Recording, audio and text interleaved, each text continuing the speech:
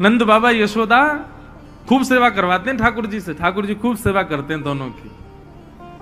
सेवा करके एक कथा प्रसंग ऐसा आता है कि यशोदा मैया की सेवा करते हैं लाल जी, और सेवा करके फिर ठाकुर जी नंद बाबा की सेवा करते हैं, फिर सोने जाते हैं यशोदा मैया के पास। मैया से लिपट के सोते हैं लाला रात में।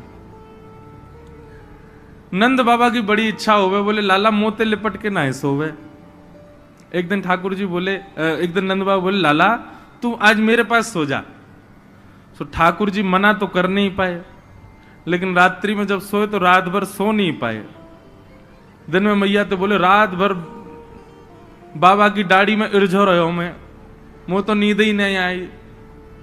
और बाबा की मैया हाथ पांव इतने ज्यादा निष्ठुर है, मैं तो रात भर मेरे दर्द है गो, तुमको मक्खन लगा दे, मैं तो श्रम है गो रात भर। दूसरे दिन फिर मैया के पास सो गए। तो नंद बाबा को बड़ी पीड़ा होती है, लाला मेरे पास ना सोवे। तो ठाकुर जी ने मन में विचार किया कि कहा करूं बाबा को सुख कैसे मिलेगा, दोनों को सुख देना है, क्योंकि इन दोनों को सुख देवे ही तो मैं आया हूं। तो ठाकुर जी पता क्या करते हैं, रात्रि में सोते समय अपने वस्त्र उतार देते हैं और छोटे से गोपाल जी और नंद बाबा की इतनी बड़ी बड़ी बगलबंदी उनको पहन लेते हैं। उसको बोलते हैं गगदल। सर्दियों के जब श्रृंगार होते हैं ठाकुर जी को तो गगदल धराई जाती है, वो नंद बाबा की होती हैं। उसमें ठाकुर जी के हाथ भी लटक जाते हैं, नीचे तक ऐसी लटकी रहती हैं। तो रात में नंद बाबा के वस्त्रों को पहन करके ठाकुर जी सोते हैं, इस भाव से कि मैं बाबा के गले लग के सो रहा हूं। क्यों? बोले पास जाऊंगा तो दाढ़ी चुभेगी, बाबा के निष्ठुर हाथन तो मुंह को दर्द है जाएगा। तो वस्त्र नंद बाबा के पहनते हैं और लिपट के यशोदा मैया से सोते हैं, दोनों को सुख प्रदान करते हैं। क्योंकि बंधुओं यही उद्देश्य है, मातृ पितृ भक्त बने हम, तब ठाकुर जी हमको स्वीकार करेंगे। जो मातृ पितृ भक्त नहीं है ठाकुर जी उसको स्वीकार नहीं कर सकते। इसलिए आजकल के बालकों को आप उनको जबरदस्ती आप उनको गायत्री, मैं कई घरों में जाता हूं, बच्चे गायत्री मंत्र सुनाते हैं, गायत्री नहीं सिखानी चाहिए। अभी उनको याद कराओ लेकिन बुलवाना नहीं चाहिए। गायत्री के बड़े नियम है। ये नासिक में आप जिन जिन लोगों ने नासिक वाली कथा सुनी, ये हमारी जो वेशभूषा थी वहां पर बिना सिले हुए वस्त्र पहनना, नखों का छेदन नहीं करना आदि, ये सब भी नहीं करना, मौन रहना, त्रिकाल गंगा जी स्नान करना, ये इतने नियम किसके लिए थे? केवल और केवल गायत्री का जप करता था मैं, इसलिए इतने नियमों में रहना पड़ता गायत्री पढ़ने वाले को। नहीं तो गायत्री उल्टी हो जाती है। गायत्री भैया सामान्य नहीं है, संपूर्ण गायत्री का ही विस्तार है श्रीमद् भागवत।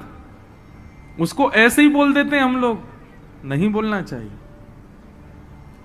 बच्चों को आप स्तुतियां आदि ये सब बाद में याद करा देना, सबसे पहले उनको सेवा सिखाओ, अपनी सेवा सिखाओ। सबसे पहले सेवा आनी चाहिए। तो विश्वास भक्ति की पहली धारा। दूसरी संबंध, ठाकुर जी से कोई भी एक संबंध रखो। और तीसरा समर्पण। सूरदास जी महाराज कहते हैं, साधन और नाहिया कली में, जासो होत निवेरा, सूर कहाँ कहे दुविध आधरा, सूर कहाँ कहे दुविध आधरा, बिना मोल को चेरो, भरोसो दृढ़ इन चरणन केरो। दुविध आधरो, सूरदास जी कहते हैं मेरी तो दोनों आंखें ही नहीं है। सूर कहां कहे दुविध आंधरो, बिना मोल को चेरो। केवल और केवल अपने गुरु के चरणों के प्रति मेरा इतना विश्वास कि मैं दो नेत्र होते ना होते हुए भी ठाकुर जी की लीला का दर्शन करता हूं। सूरदास जी महाराज ने जैसा दर्शन किया वैसा दर्शन हम नेत्र पाने के बाद भी नहीं कर सकते ठाकुर जी का। सूरदास जी का दर्शन देखा कभी? शोभित कर नवनीत लिए, घुटरुन चलत रेनु तन मंडित गो रोचन तिलक किए। सूरदास जी का दर्शन है ये। आज हरि देखे नंगम नंगा, मोतिन माल गले और साजे छवि के उठत तरंगा। आज हरि देखे नंगम नंगा, ये सूरदास जी का दर्शन है। बिना नेत्र के वो ऐसा दर्शन करते हैं ठाकुर जी का। हम नेत्र होने के बाद भी नहीं कर पाते, क्यों? साधन तो है, बाइक तो है आपके पास, लेकिन पेट्रोल नहीं है, कैसे जाओगे? बाइक तो है, गाड़ी तो है, लेकिन डीजल नहीं है उसमें, तो कैसे चलोगे? ऐसे ही भैया, नेत्र तो हैं, कान तो हैं, जीभ तो हैं, हाथ तो है, पैर तो है, 10 इंद्रियां तो हैं, लेकिन विश्वास रूपी, आज की अभी इस उदाहरण के रूप में कहूं तो डीजल नहीं है, विश्वास रूपी, संबंध रूपी और समर्पण रूपी। तो ये सब साधन होने के बाद भी ठाकुर जी दिख नहीं सकते। तो सबसे पहले विश्वास, भरोसा ठाकुर जी के प्रति, और भरोसा ऐसा भैया कि चाहे कितना भी बड़ा पहाड़ गिर जाए, आपका विश्वास नहीं डगमाना चाहिए। इसको कहते हैं अहैतुकी भक्ति। क्या कहते हैं? अहैतुकी भक्ति। चाहे जो हो जाए, आपकी भक्ति ना डगमगाए।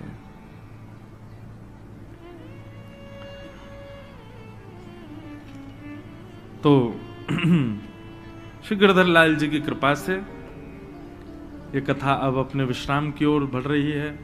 आज 6वां दिवस और कल कथा का विश्राम दिवस है। फिर 25 तारीख से 26 तारीख से बंबई के उल्लासनगर में कथा प्रारंभ है। कई लोग यहां मुंबई से भी आए।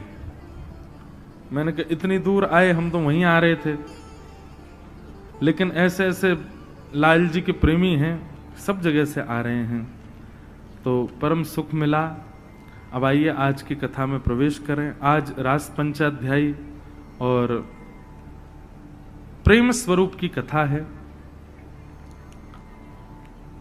ठाकुर जी ने अपने बाम हस्त के इकन्नी उंगली पर गोवर्धन पर्वत को धारण किया है।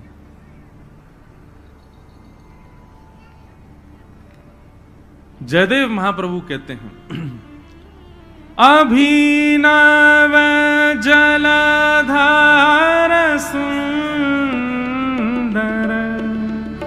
धृतमंदर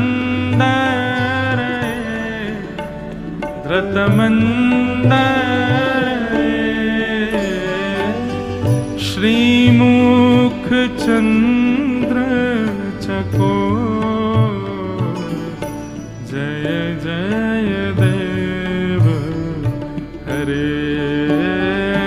श्रीमुख चंद्र चकोर जय जय देव हरे। श्री राधा मुख चंद्र चकोर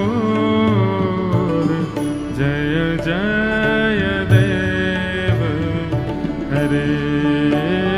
श्री राधा मुख चंद्र चकोर जय जय देव हरे। ओ जय जय देव हरे। जय जय देव हरे। जयदेव महाप्रभु कहते हैं, अभिनव जलधर सुंदर धृत मंदर श्रीमुख चंद्र चकोर जय जय देव हरे। श्री गोवर्धन लीला जो है ना बंधुओं, बड़े रहस्यों को समेटी हुई है अपने अंदर। एक रहस्यात्मक कथा ऐसी है कि जब श्री गर्गाचार्य जी महाराज नामकरण संस्कार करने आए ठाकुर जी का, तो श्री गर्गाचार्य जी महाराज ने यशोदा मैया से कही कि मैया, आपको जो ये लाला है ना कन्हैया, ये नारायण समो गुण ही है, या में नारायण जैसे गुण हैं, तो कभी यदि कोई विशिष्ट कार्य करे तो आप ज्यादा चिंता मत करियो। जब गर्गाचार्य जी जाने लगे तो यशोदा मैया बोली, बाबा एक बात बता जाओ। बोले हाँ। बोले मेरो लाला कभी कछु ऐसे दिव्य कार्य करे और वास्तव में यदि मुंह को चिंता हो तो मैं कहा करूं, जैसे मेरे लाला को बल क्षीण ना हो। तो श्री गर्गाचार्य जी महाराज बता के गए, बोले मैया तुम्हारे यहां लाला के समान कुंडली एक कन्या की है ब्रज में, बिल्कुल ऐसी कुंडली है वाकी। बोले कौन की? बोले वृषभानु जी की लाली राधा रानी की। बंधु एक कथा बताएं, श्री किशोरी जी का जब प्रादुर्भाव हुआ तो किशोरी जी इतनी सुंदर, ऐसा रूप किशोरी जी का कि उनके प्रादुर्भाव होते ही देवता आकाश से पुष्प वर्षण करने लगे, सूर्य नृत्य करने लगे। क्यों? सूर्यवंश में प्रकट हुई श्री किशोरी जी हमारी, सूर्यवंश में उनका प्रादुर्भाव हुआ। लेकिन किशोरी जी के विषय में ऐसा भाव आता है कि वो हंसती हैं, वो देखती हैं, लेकिन कुछ मुख से स्वर नहीं निकलता, ये मुख बंद ही रहता है श्री जी का।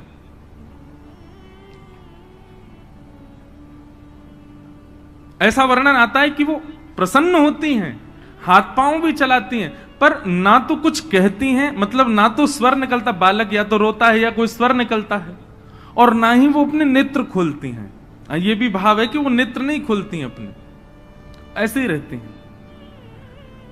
कीर्ति मैया गोद में खिला रही हैं, वृषभानु जी गोद में खिला रहे हैं, सब ब्रजवासी आनंदित है रहे हैं। एक बहुत सुंदर भाव है। हमसे बहुत दिन से बहुत सारे लोग कह रहे, बोले महाराज जी श्री जी का कोई भाव, श्री जी का कोई भाव। मैंने कि श्री जी को भाव ऐसे ही ना आवे, और जब श्री जी आ जाएं तो फिर कोई और आ ही ना पावे। अब आप सुनना चाह रहे हो श्री जी को, और आज होना है रुक्मणी विवाह। अब रुक्मणी कैसे आएंगी जब श्री जी आ गई?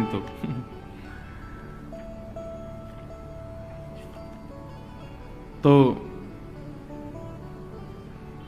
प्रगटी श्री राधा रूप अगाधा, सब सुख साधा नावे, मुनि प्रेम अगाधा मेटन वाधा, लख रही मोति लजावे।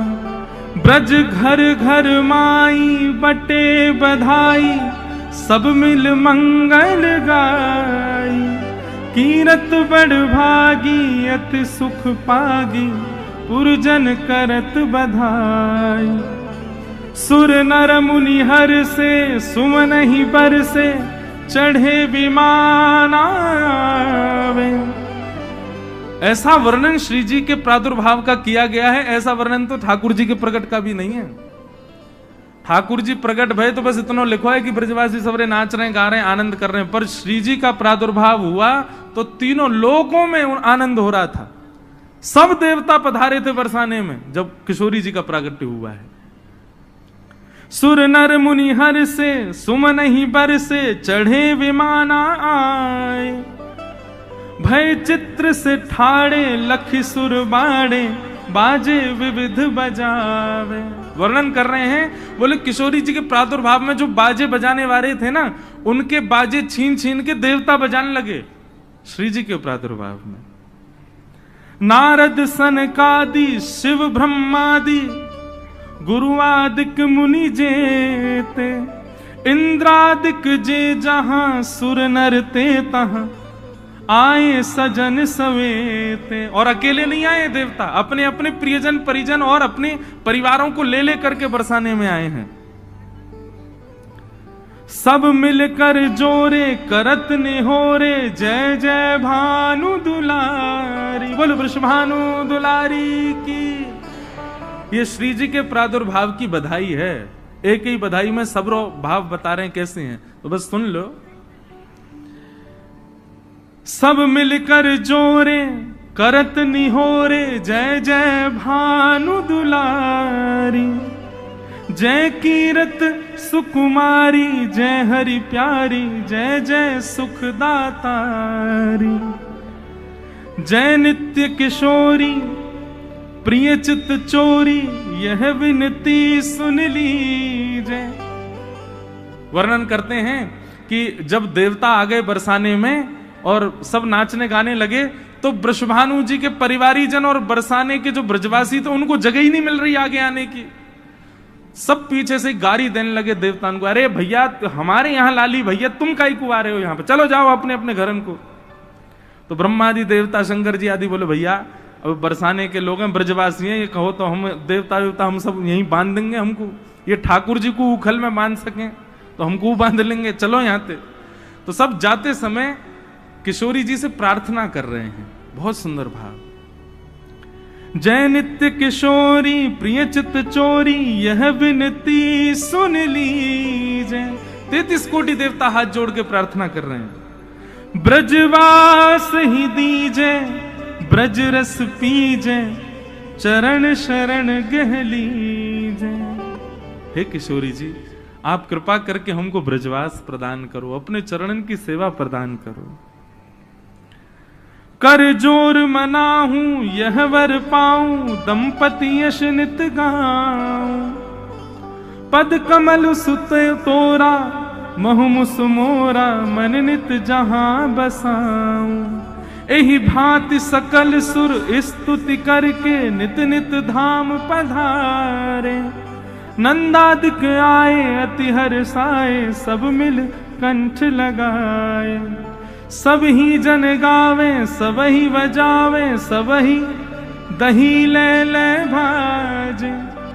जब देवता चले गए उसके बाद ब्रजवासी आए, और ब्रजवासी में किशोरी जी को देखवे सबसे आगे कौन खड़ा होगा बताओ? सबसे आगे खड़े हैं हमारे नंद बाबा, यशोदा मैया। अब कहीं कहीं बंधुओं ऐसा वर्णन आता है कि श्री जी जो हैं वो लालन से, हमारे लाल जी से 1 साल बड़ी हैं, 1 वर्ष बड़ी हैं।